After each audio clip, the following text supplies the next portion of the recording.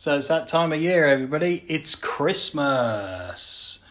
However, generally what happens at Christmas is people spend far too much and then they enter the new year with even more debt than they actually started with. Hello and welcome to Frugal Finance. Today I want to talk about how you can use credit cards to your advantage, how they can really not help you if you don't use them properly, and how you can get out of debt.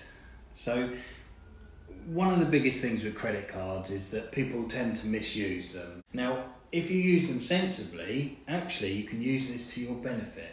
So credit cards give you protection against purchases, they can give you points, they can give you cash back, they also give you extra assistance or ability on your credit score.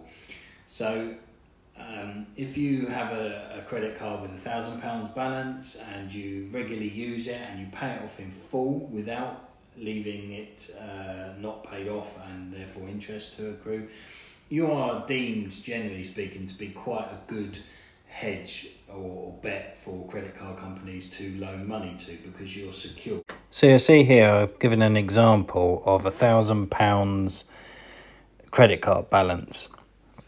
So that could be a purchase of, say, a laptop or phone or something like that. And you put that on your card and you think, well, I'll make the minimum payments, which are generally speaking around 5%. Interest rates, obviously, on average, I would say around 30%. Some are higher, they might be closer to 40, and some will be a bit lower. So you can see that in the first year, the interest on the £1,000 is £300. So at 30%, that is. So essentially, if you divide that by 12, that's £25 a month. So when you pay off £50, you're actually really only paying off 25, because there's £25 interest. That means half or only half of your £50 is actually going towards paying down the principal debt. So that means your overall debt goes down by £25, making it 975 here. Now, in the following month, you make the minimum payment, £48.75p. Obviously, that's gone down slightly because 5% of 975 now, and the interest is slightly less.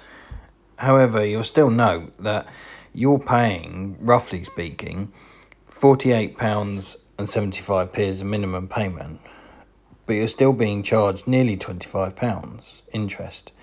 So actually you're still only paying down your loan by £25. Now, if you fast forward and assume that you only ever make the minimum payments, in month 60, which is 5 years' time, you still have a balance of £224.53p, and the total amount of interest, bearing in mind we're only making the minimum payments over this time, is £781.08. That is incredible. So it's almost double the amount that you borrowed to start with, and pretty much is double when you consider that you still have £224 left to pay. The second approach is to actually continuously pay 5% of the original balance.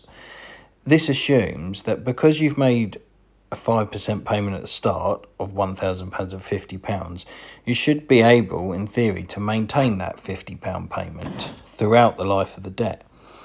And by doing that, whilst initially the interest is not dissimilar to the example above, you will note that actually by overpaying, as the debt gets smaller, you are considerably overpaying and shortening the life of the debt, down from 60 months to get to £225, all the way to 29 months where you have cleared the debt off.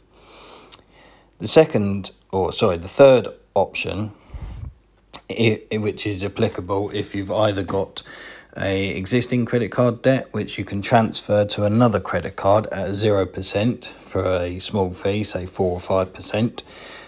So that will cost you obviously £50, so you'd have to add this into these examples. Or you have a card which has got a 0% on it. Now, again, if you make the minimum 5% but continue that through the life of the balance, it is actually paid off in 20 months. Now, normally the 0% offers are between 12 to 24 months, but sometimes they're longer, and sometimes they have things like 3% or 4% fixed interest rates for 2 or 3 or longer periods. So it is well worth applying for these cards and transferring balances, or if you need to make a purchase, ensuring that you are paying as little interest as possible. Obviously, this is financial education, so it's not advice. You may need to spend that £1,000 on some expense that is revolves around a life matter or something, but if you are careful and don't do this first example and pay just the bare minimum off, then actually the debt itself can be paid off in a reasonably quick time, and that will obviously lessen the amount that it is actually costing you in terms of overall interest.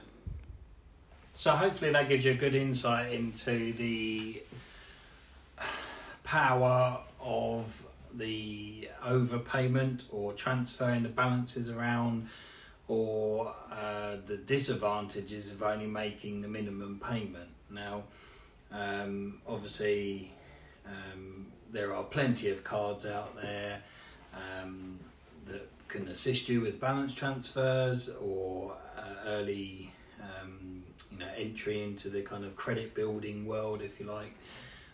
So yeah, I think that most people, unfortunately, will probably make the minimum payments, and you really need to get out of that habit and get rid of consumer debt. And you can see how that really works against you if you are only making those minimum payments.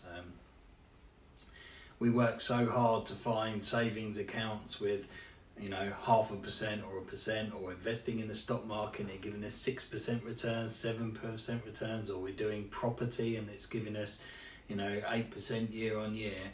But here on a credit card we're wasting 30% every single year.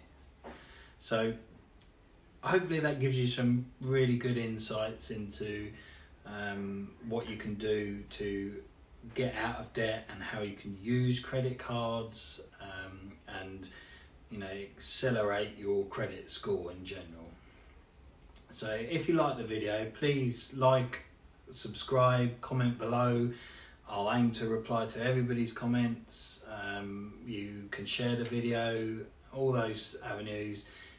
I'm really hoping to help as many people as possible on their journey to kind of getting financially secure and really getting a control on their money. It's very easy for us to stick the head under the rug, in the sand, whatever, when it comes to money, and unfortunately that doesn't do us any favours.